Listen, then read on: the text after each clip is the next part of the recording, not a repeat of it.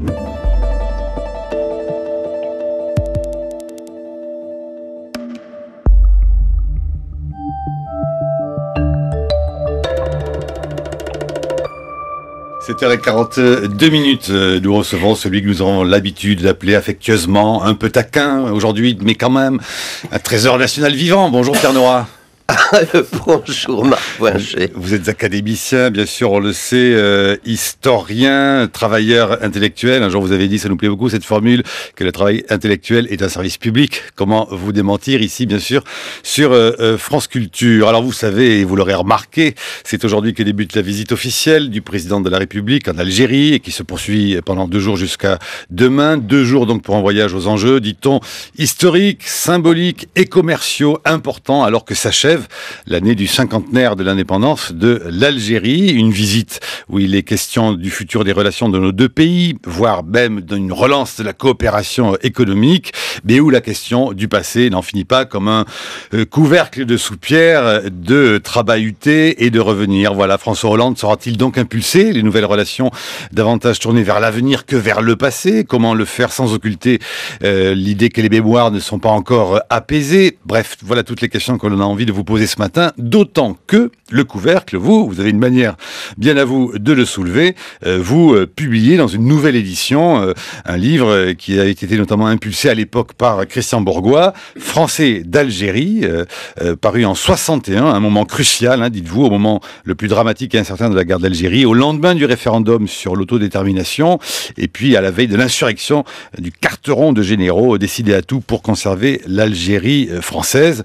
Vous y faites un réquisitoire en bonne et due forme pet sec, comme vous deviez l'être à l'époque et vous l'êtes encore aujourd'hui, Pierre Nora, sur ces Français d'Algérie, sur les libéraux que vous critiquez beaucoup et que aujourd'hui tout de même on reconnaît pour avoir eu une action importante. Mais enfin vous à l'époque, voilà, Camus, Germaine Tillon, bref, nous reviendrons sur toutes ces questions-là avec Brice Couturier en deuxième partie des Matins de France Culture pour prendre le temps de comprendre à la fois le contexte de ce livre, les polémiques qu'il suscita et la lettre même de Jacques Derrida que vous publiez et qui, à la fois ami et critique, ne vous épargnait pas dans sa manière de vous reprendre sur ce texte. Mais moi, j'ai envie, monsieur l'historien de service public, de vous mettre les mains dans le moteur, comme on dit, comme on fait nous tous les jours. Regardez.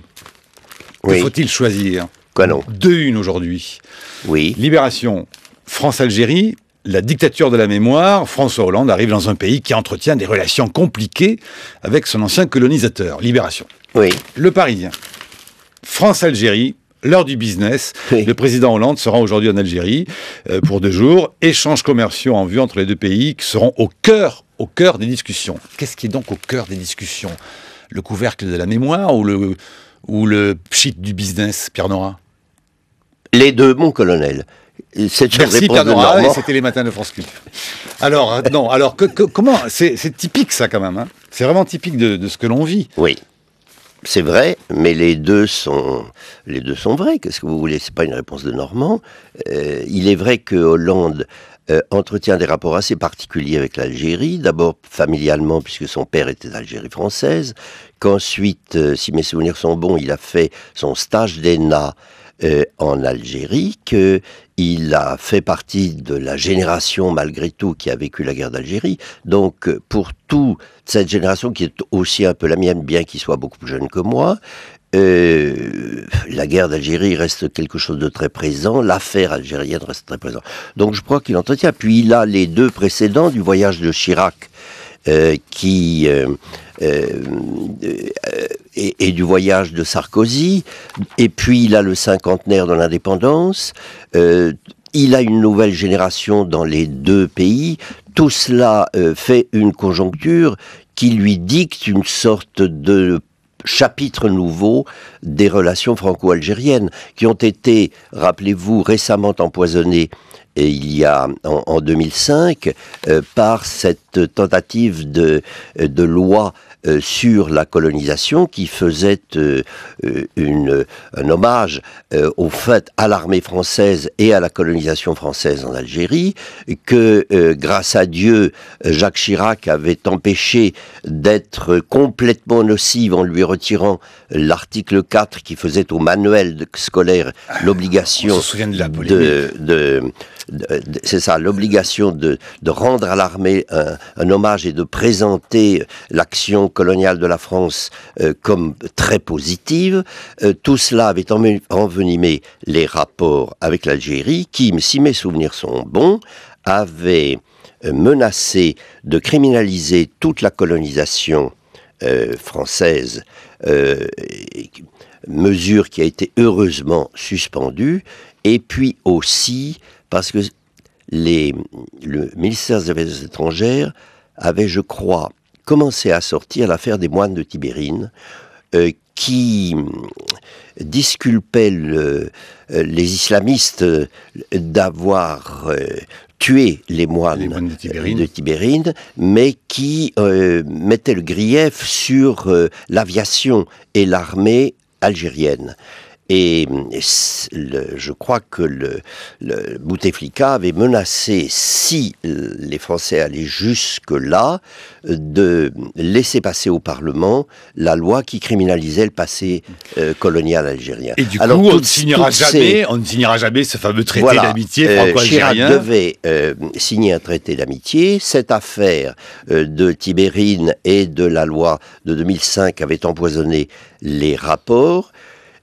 Il revient maintenant à Hollande de pacifier l'ensemble. Alors, quel est le sens pour vous, Pierre Nora, qui, on le sait, notamment aussi être l'initiateur, l'auteur des lieux de mémoire, quel est pour vous le sens, la signification, et s'applique-t-elle dans ce cas-là au cas français vis-à-vis de l'Algérie, ce que certains réclament, cette fameuse question de repentance. On sait que, justement, François Hollande, lui, a reconnu très officiellement le drame et la responsabilité de la police française dans le massacre de 61 à Paris. Mais faut-il aller plus loin? Est-ce qu'un État fait repentance? D'aucuns objectent qu'un État ne doit pas faire repentance. Ce sont des personnes humaines qui doivent se repentir et que la repentance ne mènerait à rien. D'autres, au contraire, disent, voilà, une fois que repentance sera faite, peut-être l'histoire pourra-t-elle aller réellement de l'avant. La repentance pour l'historien. Eh bien, pour l'historien, il n'y a évidemment pas de repentance. Mais le point de vue de l'historien n'est pas le même que celui du politique. Le point de vue de l'historien est toujours à la fois noir et à la fois blanc. Mais il refuse de choisir entre les deux. Il est évident que ceux qui veulent le problème sur le plan politique est en fait difficile parce que les Algériens souhaiteraient une repentance qui porte sur l'ensemble du problème colonial. Et les Français n'accepteraient à la rigueur qu'une condamnation des excès du colonialisme, à la rigueur. Ces excès ont d'ailleurs été condamnés. Il y a toujours eu en France des voix pour les condamner. Prenez la citation de Tocqueville, qui est une des premières, je crois, que je fais au début des chapitres, qui dit « Que va devenir ce pays s'il est livré aux colons ?» Et nous serons amenés à partir devant une révolte des indigènes. La phrase comme ça. Prenez les fameuses phrases du discours de Jules Ferry, toujours incriminé contre Clémenceau en parlant, disait-il, des races supérieures. Vous trouverez dans l'œuvre de Jules Ferry des condamnations véhémentes contre les abus de la colonisation en Algérie. Donc, ces condamnations, si vous voulez, des abus ont toujours existé. Alors, concrètement, en France, et du point de vue politique, il me semble qu'on ne peut que faire avec, c'est-à-dire aller jusque-là, mais pas plus. Et c'est ce que va faire Hollande. Alors, à quel niveau le curseur, voilà, va-t-il s'arrêter? Quel mot va-t-il trouver aujourd'hui à Tlemcen, je crois, pour s'exprimer. Je crois qu'il sera obligé, évidemment, d'en prononcer, sans quoi son voyage n'aura pas de sens et il y aura une certaine réforme. Ils ne peuvent pas non plus aller très loin parce qu'il a sa propre opinion française et qu'il y a beaucoup de gens qui ont fait la guerre en Algérie, des anciens Français d'Algérie, des fils de Français d'Algérie, des petits-fils de Français d'Algérie. Tout cela fait qu'il ne peut pas non plus condamner la présence française en Algérie. Ce serait se condamner soi-même. La République d'aujourd'hui ne peut pas prendre sur elle tous les torts de la République d'hier.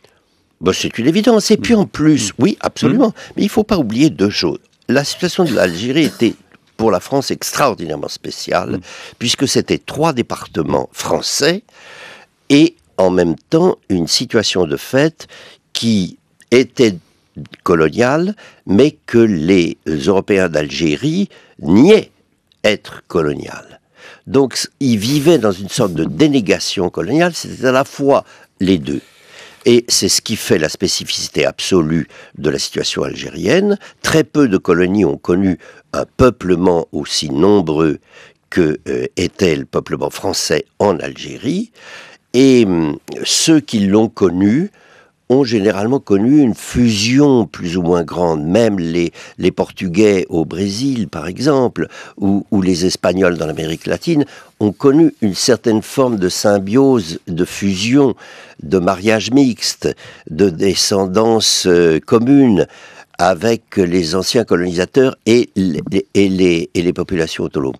L'Algérie, c'est quand même très différent. Il y avait une énorme population française, près d'1 million, et en même temps, une situation qui est complètement ambiguë vis-à-vis de la métropole, comme vis-à-vis des indigènes, des Arabes. Qu'est-ce qui reste aujourd'hui de ce que vous décrivez en 61, quand vous faites ce livre, et à l'époque vous êtes professeur, tout jeune agrégé l'histoire en Algérie, vous vilipendez une certaine attitude qui se veut progressiste, libérale, voire de gauche, mais qui ne prend pas en compte la réalité de ce que réclament au fond les Algériens, à savoir, point barre, l'indépendance et qu'il n'y a rien d'autre à négocier.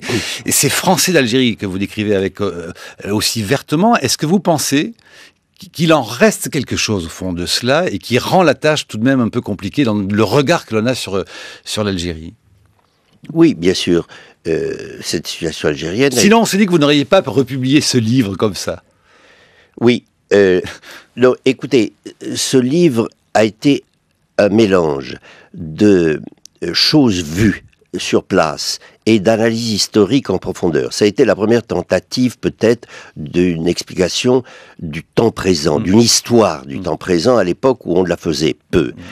Et d'autre part, je l'ai faite au moment, comme vous le disiez, le plus dramatique de la guerre d'Algérie. Le plus tendu, celui où on attendait les parachutistes pratiquement après le carteron des généraux, la révolte le putsch d'Alger, et où De Gaulle avait presque dit, comme Michel Debré, aller sur les aéroports, c'était presque les taxis de la Marne. Vraiment, l'atmosphère était celle d'une guerre civile suspendue au-dessus de nos têtes. Or, les premières négociations étaient pratiquement en cours. Elles l'étaient à Évian, c'est ce qu'on a appelé le premier Évian, négociation qui a échoué pour ne réussir que1 an après.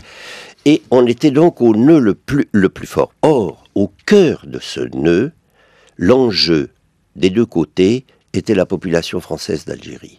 Et c'était l'attitude de la population française d'Algérie qui allait faire virer d'un côté ou de l'autre l'attitude de l'armée, l'attitude de la métropole, l'attitude du général. Donc, ils étaient cruciaux dans l'analyse. Or, ces populations qui allaient devenir des victimes absolues étaient en fait des coupables depuis un siècle. Donc, ils étaient dans une situation extraordinairement ambiguë. C'était le twist, nœud. Si je veux dire, C'était le fléau de la balance. Or, personne n'en parlait. Personne n'en parlait pour une bonne raison. C'est qu'à l'époque, considérer qu'il y avait des Français d'Algérie, l'expression même, avait l'air discriminatoire, quasiment raciste, ségrégative par rapport aux Français de France. Il s'agissait, encore une fois, de gens qui habitaient 3 départements français, qui auraient pu être vous ou moi. Et dans ces conditions-là, la mise en cause apparaissait comme déjà sacrilège et criminel. Et ce titre, les Français d'Algérie, qui aujourd'hui avec Pied Noir, est aujourd'hui complètement plate, descriptive et anodine, était à l'époque polémique, comme a été de Jules Roy quelques mois avant mon livre, et j'avais pris d'ailleurs le même procédé.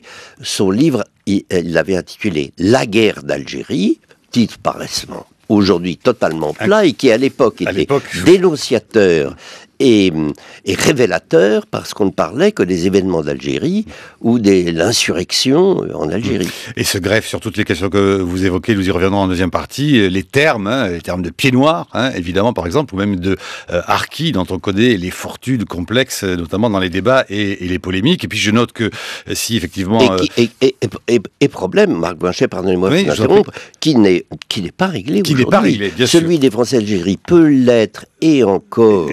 Ne fouillons pas les consciences, il l'est relativement, parce que la plupart des Français d'Algérie, avec beaucoup de courage, ont cherché à oublier quand ils sont arrivés en France et à refaire un avenir en France en essayant de liquider le passé. Mais pas les harkis.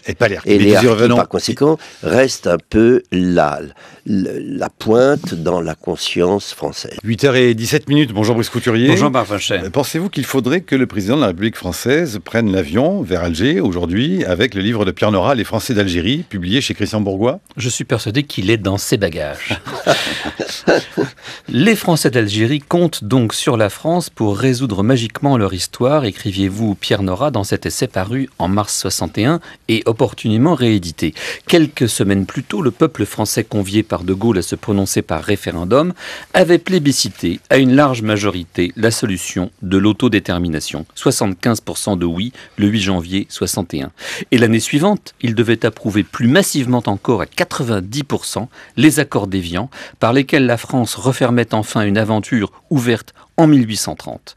L'Algérie cessait d'être considérée en métropole comme une plus grande France, selon l'expression de Jules Ferry, car le colonialisme en France fut d'abord une politique de gauche, destinée à détourner l'armée de la funeste tentation de la revanche contre l'Allemagne, ce qu'on oublie beaucoup aujourd'hui. Comme l'écrit Jean-Pierre Rioux, en métropole, si l'on n'était nullement indifférent à un conflit où les enfants étaient engagés par la mobilisation du contingent, il y avait, je cite Jean-Pierre Rioux, une détermination constante, massive, instinctive à ne jamais laisser entraîner la métropole dans un processus de division et de violence qui pourrait déboucher sur une situation de guerre civile. Fin de citation. Hors de la guerre civile, nous ne sommes pas passés loin entre la fin des années 50 et ce début des années 60, qui voit le règlement par De Gaulle de la question algérienne. La proclamation par le général Salan, commandant en chef de l'armée française d'Algérie, d'un comité de salut public le 13 mai 58, fut un défi lancé au gouvernement faible et mal élu qui se succédait à un rythme accéléré à Paris depuis les élections de janvier 56. Et ce sont les événements d'Algérie qui provoquèrent ainsi les fondements de la 4e République et le retour de De Gaulle aux affaires. À nouveau, le putsch des généraux d'Algérie le 22 avril 61, s'emparant du gouvernement général et proclamant le refus du processus engagé par De Gaulle, risqua de précipiter le pays tout entier dans la guerre civile. Seul l'État, l'autorité de l'État, l'article 16, permirent d'y échapper. Et ce risque, le risque de la guerre civile donc, on le retrouve dans toutes les pages de ce livre que vous aviez écrit à chaud, jeune universitaire que vous étiez alors, de retour d'une année d'enseignement à Oran.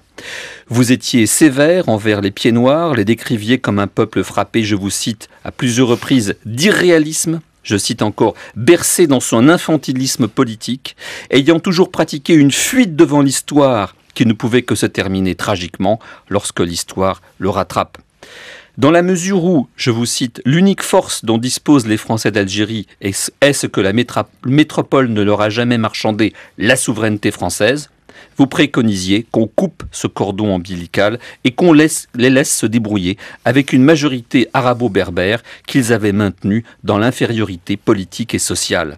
Vous estimiez à 250 000 les Français de l'Algérie qui devaient rentrer en métropole. Les autres, vous les voyiez à l'époque manifester, je vous cite, leur incroyable don d'adaptation en demeurant sur place. C'était très optimiste. 355 000 départs auront lieu dès le mois de juin. Après la proclamation d'indépendance le 3 juillet et les massacres d'Européens à Oran, les derniers pieds noirs abandonnent leurs biens et leurs cimetières. C'est la valise ou le cercueil. Sur les 120 000 harkis ayant servi dans l'armée française, 100 000 sont abandonnés sur place, promis à un destin atroce. Dans une tribune remarquée consacrée à l'expansion sous l'influence américaine de la World History, vous avez écrit, Pierre Nora, je vous cite, que la guerre d'Algérie a pris des allures de guerre de sécession. Pourriez-vous développer cette comparaison ? Pierre Nora. Je n'irai pas une comparaison terme à terme sur la guerre de sécession. Simplement, je pense que ça a été un traumatisme aussi profond qu'a pu être pour l'Amérique une forme de guerre de sécession. Mais nous, on a appelé la guerre civile. Oui, on a appelé la guerre civile. Enfin, on a évité, heureusement, la guerre civile. Mais tout simplement parce que, comme on le disait tout à l'heure, l'Algérie avait cette situation extrêmement ambiguë d'être à la fois 3 départements français et une forme de colonisation. Alors, des deux côtés de la barrière, on ne voyait pas l'affaire de la même manière. Et on continue aujourd'hui à ne pas la voir de la même manière, puisque vis-à-vis des Français d'Algérie, ils sont quand même des Français qu'on ne peut pas complètement renier quand ils sont revenus en métropole, et que du côté algérien, ils demandent une condamnation intégrale au titre de colonisation. Donc l'ambiguïté continue même jusqu'aujourd'hui. Bon, vous avez tout dit sur la situation, et je ne saurais trop l'abonder. En vous écoutant, me venait une hypothèse aussi, c'est que si on parle tant de mémoire sur l'Algérie, c'est parce que tout s'est conjugué pour en faire de l'oubli.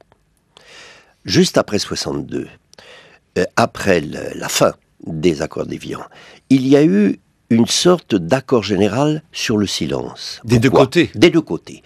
Du côté français, parce que De Gaulle voulait faire oublier qu'il avait ramené le drapeau, ce qui était peu glorieux, et il a tout fait pour lancer la France avec Pompidou dans l'industrialisation et avec l'international dans l'entrée de la France dans les puissances nucléaires, pour donner tout d'un coup une sorte de sortie de cette guerre provinciale dans laquelle la France s'était enlisée.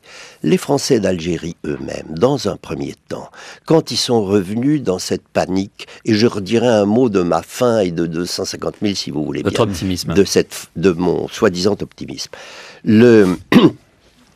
Quand les Français d'Algérie sont revenus, à la fois frappés dans la douleur, traumatisés par la diaspora et par la manière dont ils avaient été abandonnés par la métropole, à beaucoup d'égards, ont tout fait avec beaucoup de courage en général pour oublier, pour faire que leurs enfants se construisent un avenir en France, pour essayer de s'assimiler, bref, pour ne pas remâcher leur malheur, exactement comme les anciens déportés, à qui on dit ils n'ont rien dit, dans un premier temps, ont tout fait pour revenir à la vie, si j'ose dire.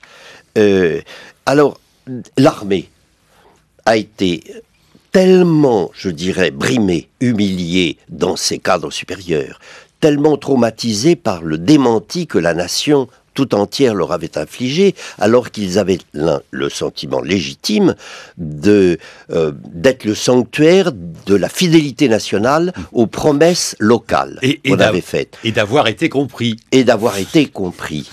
Ils ont été cocus, littéralement, le plus profondément possible, par De Gaulle.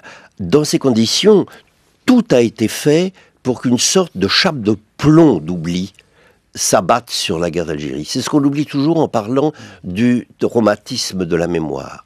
Je pense que, voilà. Alors, sur ma fin, vous permettez que je revienne un tout petit peu, parce que vous m'avez gratifié l'optimisme, j'en suis reconnaissant et heureux, mais la vérité est que, dans ce petit essai écrit à chaud et qui se prétendait une sorte de tentative d'histoire du temps présent, pour la première fois. Ouais. Déjà, la marotte. Oui, mais à l'époque, c'était pas encore. Enfin, ça allait le devenir. La démonstration si véhémente et si dure que vous prétendez qu'elle a été était en fait une condamnation du système colonial. Et j'essayais d'expliquer à des Français d'Algérie qui ne le voulaient pas, ne le pensaient pas, qu'ils étaient en situation totalement coloniale. Et je pensais que il fallait les sortir de là brutalement et au risque d'une espèce d'infidélité aux serments nationaux. C'était ça quand même un drame profond. Alors, faut pas oublier que à l'époque, on pensait que si les Français d'Algérie revenaient en masse, il y aurait en France une crise économique et le fascisme. Alors, la droite ligne de ma démonstration était de dire l'inverse. Ils reviendront tous et il ne se passera rien.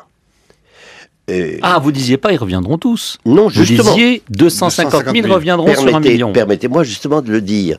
C'est que, au moment où j'ai écrit ça, les premières négociations d'Évian sont ouvertes et on pouvait avoir l'espoir que la paix se fasse brutalement.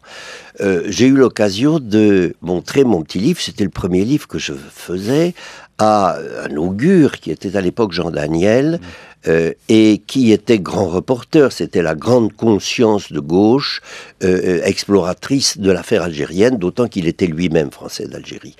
Je le connaissais peu, mais par mon frère, j'ai pu lui montrer le livre, et lui-même m'a fait remarquer que mon livre risquait d'arriver après la bataille, que j'aurais l'air de tirer sur les ambulances, et que, en tous les cas, cette fin, où je disais, ils reviendront tous et il ne se passera rien, était impossible et presque une trahison nationale au moment des négociations, où un négociateur algérien pouvait très bien dire aux négociateurs français, vous nous embêtez avec vos Français d'Algérie, il y a même chez vous des gens qui, pour dire, ils reviendront tous et il ne se passera rien. Et c'est antinational. À l'époque d'ailleurs. Et même avec... Alors du coup, j'ai dit, du coup, il y en aura la boîte, le tiers va rester, le tiers va rentrer, puis le tiers, on ne sait pas.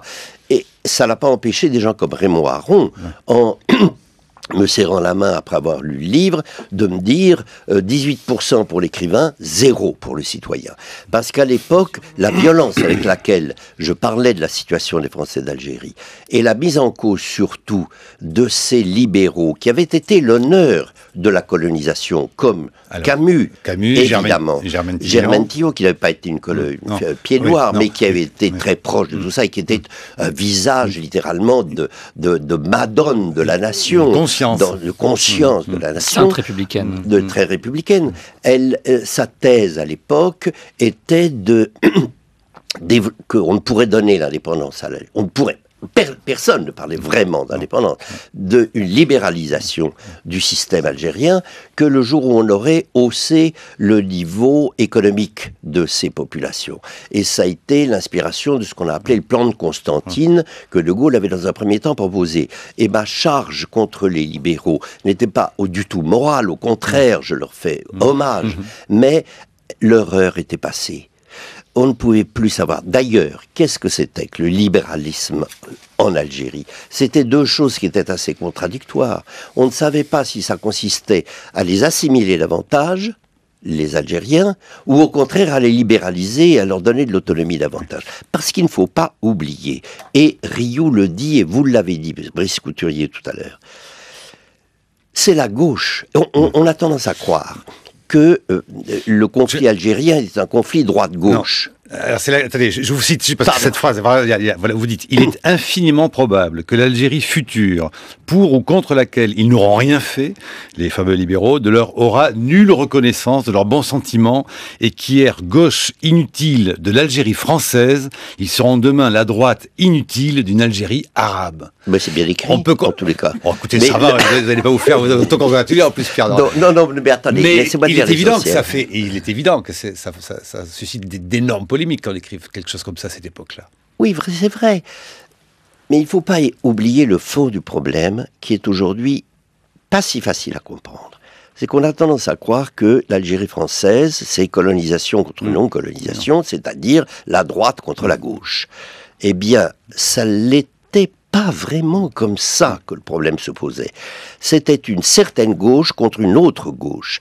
Il ne faut pas oublier, et vous l'avez rappelé, Brice Couturier, que toute l'histoire de l'assimilation de l'Algérie à la France est venue de la gauche. Ce sont les efforts d'une gauche des Lumières, d'une gauche assimilatrice, d'une gauche généreuse, d'une gauche qui voulait apprendre aux petits Français, aux petits Arabes, nos ancêtres les Gaulois, c'est-à-dire en fait de l'instruction primaire obligatoire et laïque, que toute cette gauche s'est trouvée prise à contre-pied par le nationalisme algérien et par l'insurrection algérienne. Et le nationalisme, c'était mal vu à gauche. Vous dites que le Parti communiste a défendu les petits pieds noirs, par exemple. Le Parti communiste a voté les pleins pouvoirs au gouvernement pour envoyer le contingent en Algérie, et il défendait essentiellement les petits de Bab el-Oued, les petits Français, qui étaient les plus racistes. Donc, la gauche a été prise complètement à contre-pied, et tous les gouverneurs généraux d'Algérie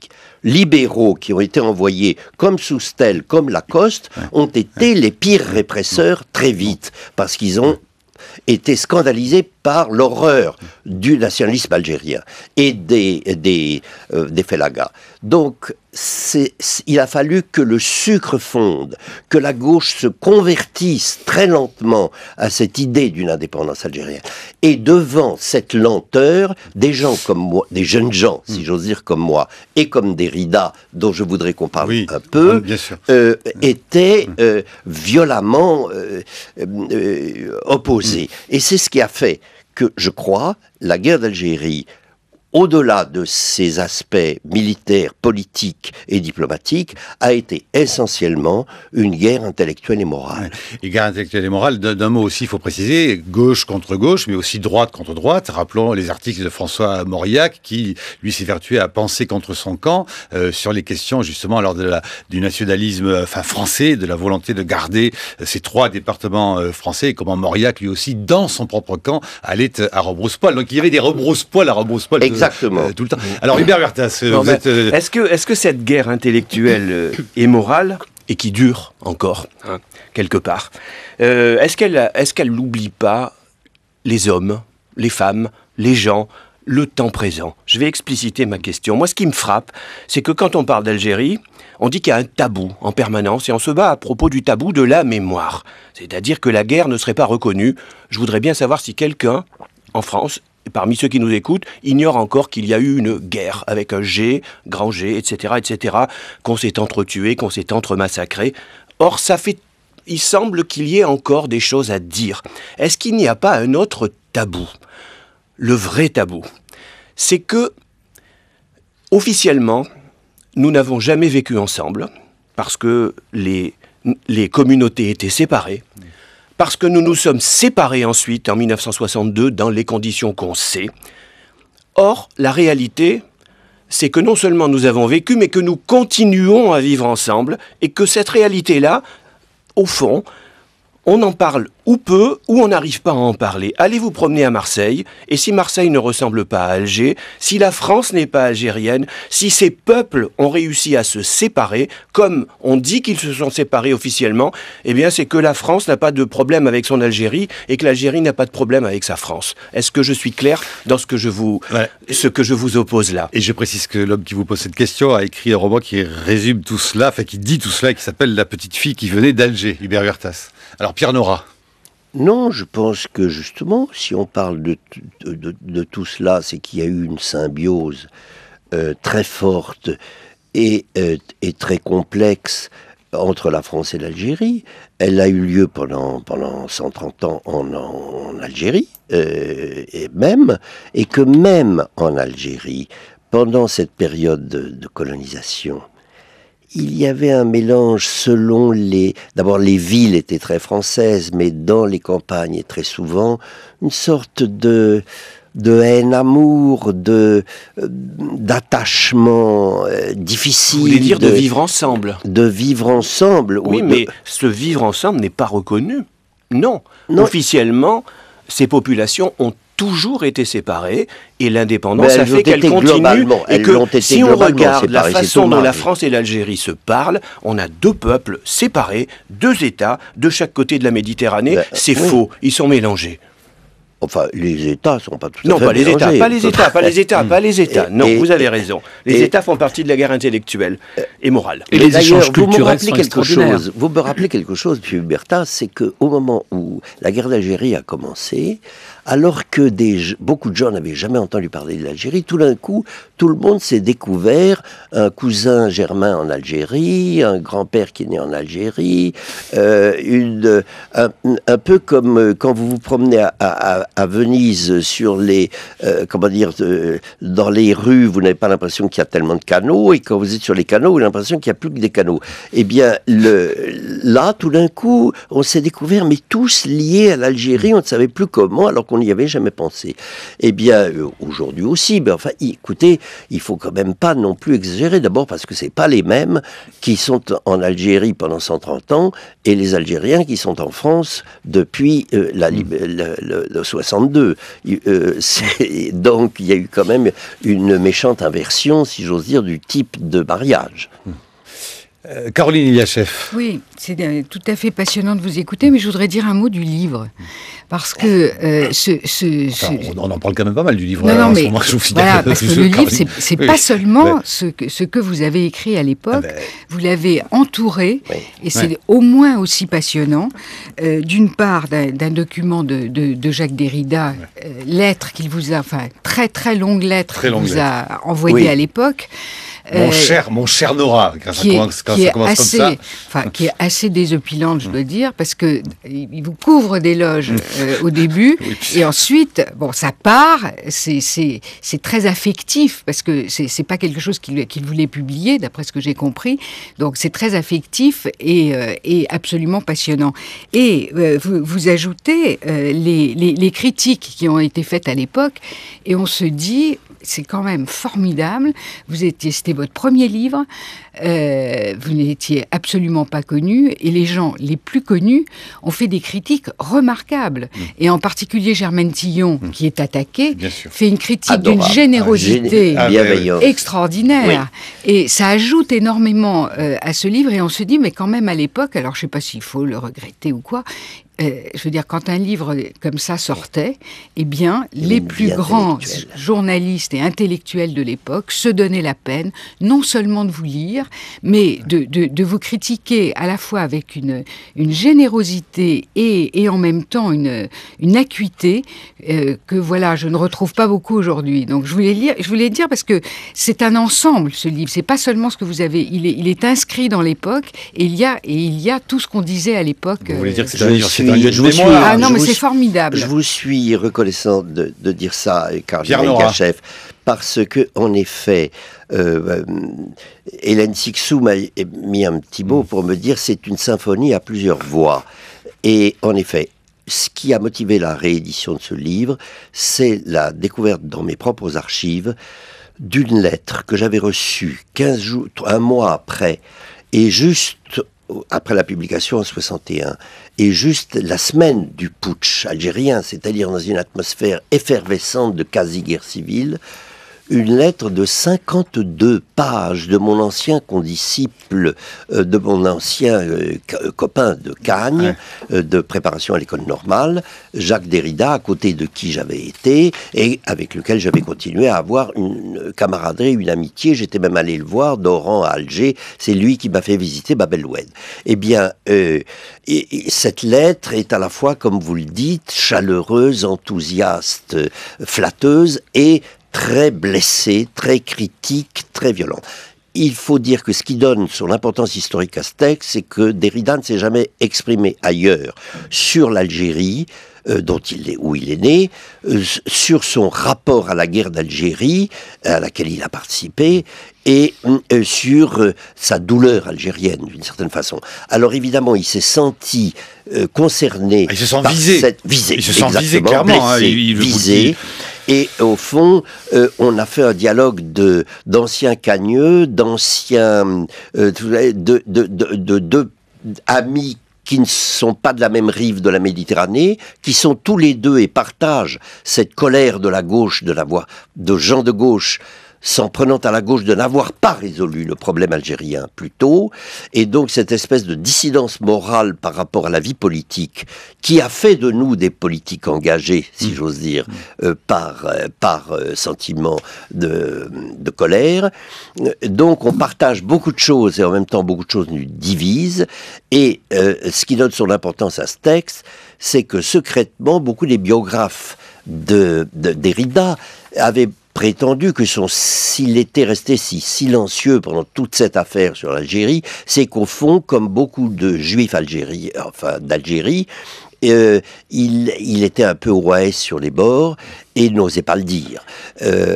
Or, ce texte prouve qu'il était un camusien libéral, et il défend Camus à une époque très intéressante où Camus avait chuté du piédestal où il avait été pour deux raisons. D'une part, à cause de la grande polémique avec Sartre, qui l'avait accusé de philosophe pour classe terminale, après L'homme révolté, et d'autre part, après le prix Nobel, où il avait dit « je préfère ma mère à la justice », il semblait depuis un an où il était mort, juste après, penché vers quelque chose comme l'Algérie française. Donc, il était un peu au fond du trou pour la jeunesse de gauche. Et Derrida le défend, voilà. Il y a un autre texte que je voudrais évoquer, c'est que, devant ma crainte de jeune universitaire qui craignait les foudres de la hiérarchie en publiant ce petit livre quand même très engagé, et qui d'ailleurs avait valu à la Fondation Thiers, où j'étais à faire en principe ma thèse, une bombe venue ensuite de l'OAS. Et donc, à juste titre, ça paraissait quand même un acte qui, dans cette université, on l'oublie d'avant 1968, était très hiérarchique, les foudres de l'université. J'avais voulu me couvrir en demandant au professeur qui venait d'être élu professeur de la colonisation à la Sorbonne, qui était Charles-André Julien, quelques mots de bienveillants. Et mon texte lui avait tellement plu qu'en 3 jours, il avait fait 30 pages magnifiques où il racontait lui-même toute son expérience de libéral algérien, d'homme qui avait essayé d'obtenir du gouvernement du Front populaire, de Léon Blum, dont il avait été un des amis jeunes, une forme de libéralisme en Algérie. Alors il y a ces 30 pages qui sont très belles, il y a la réponse de Germaine Tillon que vous évoquiez, formidable, et il y a un certain nombre de textes en écho au bien, qui effectivement, de tous ces gens disparus, si j'ose dire aujourd'hui, donnent une impression à la fois nostalgique et vivante d'un drame revécu. Il faut dire que vous, toujours pareil, vous écrivez, en définitive, dites-vous, les seuls libéraux en Algérie ont été les musulmans francisés. Du point de vue sociologique, le milieu qui a subi l'influence du libéralisme français représente la minorité élevée dans les écoles françaises. Est-ce que vous aviez à l'époque connaissance de ce que, là aussi, un jeune inspecteur des finances, âgé de 28 ans, avait sillonné l'Algérie pour faire un rapport dont il avait, lui, été obligé de maquiller totalement son origine, le nom, parce que sinon, vraisemblablement, aurait-il été victime de représailles très grandes, tout jeune inspecteur des finances. Et oui, Michel Rocard qui dénonçait les conditions dans les camps de regroupement dans lesquels étaient parqués les villageois pendant la guerre d'Algérie. Il évoquait une mortalité enfantine effrayante, 500 enfants par jour qui étaient menacés par la famine. Et France Observateur avait à nouveau publié de larges extraits de ces rapports, mais pas sous le nom de Michel Rocard. Le livre a été publié en 2003 aux éditions Mille et une nuits. Donc il y avait quand même, comme vous, Rocard et d'autres, des jeunes gens qui quand même avaient décidé... Oui, mais je vous rappelle, c'est à ce moment-là, quand je suis revenu d'Algérie... Vous connaissez ce rapport ou pas? Vous l'aviez vu? Non, oui, je vais vous dire pourquoi. C'est parce que quand je suis revenu d'Algérie, j'ai connu une jeune femme qui devait devenir la mienne d'ailleurs, Françoise Cachin, qui est connue et malheureusement décédée l'année dernière, qui a été ensuite une très belle carrière dans la culture, dans les musées nationaux, et qui habitait boulevard Saint-Michel et m'a dit un jour à la cellule PSU qui vient de se créer du boulevard Saint-Michel, il y a un type formidable qui te plairait beaucoup, tu devrais venir le voir. Alors j'y suis allé, je suis tombé sur Michel Rocard et on est devenus effectivement copains, et à ce moment-là il m'avait montré, quand j'avais publié ce livre, son rapport sur les camps de regroupement. Brice Couturier. Alors, ce qui est intéressant, c'est que vous nous montrez à quel point la gauche à l'époque est divisée et à quel point la gauche anticolonialiste est minoritaire au sein de la gauche. Mais il y a effectivement quelques étudiants. Michel Rocard, il est plus tout à fait déjà étudiant à l'époque, il sort de l'ENA, je crois, et il signe Michel Servet ses interventions parce qu'il est haut fonctionnaire et qu'il ne peut pas s'engager. Mais il y a donc cette division au sein de la gauche qui aboutit à la création du PSU. Le PSU se crée en réalité contre la SFIO de l'époque, qui est celle qui a précisément, avec Guy Mollet, envoyé le contingent en Algérie, qui s'est donc comporté de manière absolument colonialiste. Est-ce que vous n'avez pas l'impression aussi que progressivement, au cours même du temps, cette division entre une vieille gauche marquée par son passé colonial, n'oublions pas que Mitterrand est ministre de la Justice, garde des Sceaux à l'époque de la guerre d'Algérie, et qui couvre l'Algérie française, et qui couvre les militaires tortionnaires, et l'Algérie, c'est la France. L'Algérie, c'est la France. Mitterrand l'a dit. Et que ça se poursuit jusque dans les années 80. Souvenez-vous, quand Mitterrand décide d'accorder l'amnistie aux derniers généraux félons qui sont encore en prison, Mitterrand les gracie, et ça provoque au sein du PS, où il y a encore des anciens du PSU et des anciens étudiants comme Jox, qui ont manifesté contre l'Algérie française, qui disent non, pas ça, et qui refusent à Mitterrand la majorité à l'Assemblée nationale pour cette loi d'amnistie des généraux. Est-ce que ça se poursuit comme ça? Et combien de temps ça va se poursuivre au sein de la gauche française, cette division? Enfin, parce que j'imagine qu'aujourd'hui c'est terminé parce que cette génération est décédée, mais jusqu'à combien de temps vous voyez la trace de ce clivage entre deux gauches, la gauche qui défend les petits pieds noirs, disons, et puis la gauche qui défend l'idée du nationalisme algérien, pour appeler les choses par leur nom, tiers-mondiste, quoi. Ça dure combien de temps? Pierre Nora. On ne peut pas donner probablement de date, mais c'est effectivement la gauche tiers-mondiste d'une certaine façon et la gauche hexagonale. Je ne saurais pas vous dire au fait à quel moment ça a duré, sauf que j'aurais tendance à vous dire ça a duré jusqu'à aujourd'hui. Ce qui me frappe en tous les cas à travers votre question, c'est que cette ambiguïté de la gauche a pesé sur la gauche jusqu'à aujourd'hui, comme la guerre d'Algérie dont on ne se rend pas compte, ou peu compte, les générations jeunes, le traumatisme, la blessure, la gravité de l'affaire. Aujourd'hui, on a tendance à penser qu'après tout, la mémoire, le machin, tout ça, bon. Mais ça a été une brisure ou un événement plus fort, à mon avis, que n'avait été l'affaire Dreyfus, que n'avait été la guerre de 40, que n'a été la résistance, parce qu'après tout... Que n'a été la résistance? Oui.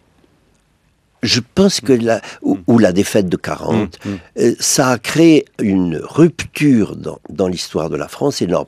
Ne serait-ce que parce que c'est la fin de la France coloniale, complètement, dont on oublie aujourd'hui, ou dont on voudrait complètement oublier le poids, et on voudrait la condamner, ça a été très mal, la France est mal conduite. C'est beaucoup plus compliqué que ça. Ça a représenté un immense morceau de l'aventure nationale, qu'on ne doit pas voir en noir et blanc pur et simple, en condamnation diabolique ou en exaltation aveugle. Et l'affaire d'Algérie a été la fin de cette grande aventure coloniale. D'autre part, après tout, la guerre d'Algérie ou même a été comme en 1940 un changement de régime. L'avènement de la Ve République est lié complètement à ça. On oublie aussi un petit peu complètement aujourd'hui. Ça a renversé. Ça a été la fin de l'armée française. Tout ce que De Gaulle va... Elle est plus en fer, elle est en tôle. Vous vous souvenez, on disait ça. L'armée française, elle est plus en fer, elle est en tôle. Elle est en tôle, exactement. Or, quand on pense à ce que, traditionnellement, séculairement, la France militaire, la France guerrière, la France de l'armée, et l'armée a représenté dans l'identité nationale et dans le conservatoire de la hiérarchie nationale et du sacré de la nation, puisque c'est elle qui la défendait, la nation. C'est énorme ce que la guerre d'Algérie va faire. Au fond, ça a commencé à faire ce que 68 continuera à faire, à beaucoup d'égards. Un gros morceau de l'histoire coloniale. Je voudrais, pour terminer l'émission, qu'on écoute le témoignage d'une historienne à l'initiative des éditions de la Découverte. Il y a des historiens algériens et français qui ont décidé d'écrire à plusieurs mains justement l'histoire de l'Algérie à la période coloniale, 1830-1962. Abderrahmane Bouchen, Jean-Pierre Péroulou, Ouanassa Siari-Tingour, Sylvie Thénault. C'est l'histoire de l'Algérie à la période coloniale, livre écrit à plusieurs mains, je le disais donc, algérienne et française. Écoutez Ouanassa Siari-Tingour au micro de Tanguy Bloom. Je crois qu'il y a à la fois un trop plein d'histoires et à la fois on est devant une histoire très très mal connue parce que cette histoire est traversée, j'allais dire, de tout un courant de passion et on ne peut pas y échapper qu'elle est victime d'un certain nombre d'occultations. Les injonctions politiques de temps à autre et de part et d'autre des deux rives de la Méditerranée ne manquent pas. Tout ça, c'est des visions plus ou moins étriquées et unilatérales et que les historiens essayent de dépasser. On avait cette impression que les choses n'avaient pas bougé, comme si cette histoire s'était arrêtée à une date, 1962, qu'on était toujours dans des analyses qui nous paraissent un petit peu aujourd'hui désuètes. Et je pense que c'était ce souci majeur que les choses ont évolué, que beaucoup de choses se font et se font ensemble, et qu'il était possible aussi de faire quelque chose en faisant appel aux bonnes volontés appartenant aux deux pays et sans aucun problème, quoi. Nous avons essayé de faire parler un petit peu l'autre côté, j'allais dire, de la balance, c'est-à-dire cette société colonisée. J'ai plus de 60 ans aujourd'hui, je crois que tout porte la marque de ce que dirait Farhat Abbas la nuit coloniale. Et il est impossible de mettre entre parenthèses cette histoire. Tout porte la marque de cette période-là. L'espace a été complètement bouleversé, retourné, retravaillé, refaçonné, restructuré. Et quand je dis les espaces, ce sont aussi les hommes. Un exemple tout simple, c'est celui de la langue française, introduite dans les écoles, à compte-gouttes, certes, pendant la période coloniale, du moins pour les Algériens, mais qui est beaucoup plus parlée de nos jours qu'avant 1962. Et cette langue occupe une place non négligeable dans le quotidien, et en particulier dans les productions culturelles. Il y a toute une intelligentsia algérienne qui n'écrit qu'en langue française, et j'en fais partie, même si je lis correctement la langue arabe que je n'ai apprise qu'adulte, mais je n'arrive pas à écrire en langue arabe, et donc c'est dans cette langue-là que j'écris jusqu'à ce jour. Voilà, Ouanassa Siari-Tingour, avec d'autres, donc publie l'histoire de l'Algérie à la période coloniale, c'est publié aux éditions La Découverte. Pierre Nora ? Je voudrais juste, pour terminer, faire deux remarques. La première, c'est j'ai le sentiment très net que cette affaire de repentance ou de condamnation de la période coloniale touche au niveau de l'État, mais pas au niveau des profondeurs des jeunes générations qui sont si nombreuses en Algérie et pour qui la guerre d'Algérie est un phénomène lointain et la colonisation un phénomène préhistorique. Ça n'est plus leur problème.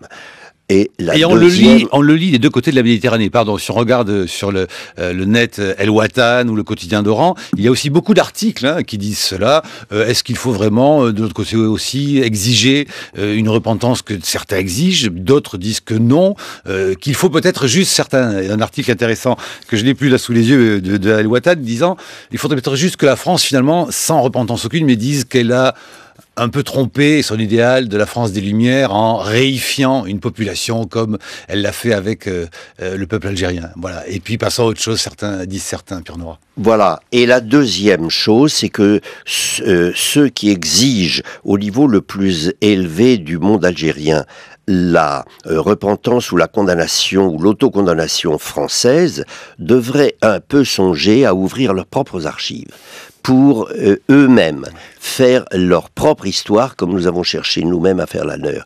Car ils exigent de la France qu'elle se gratte le nombril avec les archives de la guerre d'Algérie, mais elles gardent dans leur coffre leurs propres archives.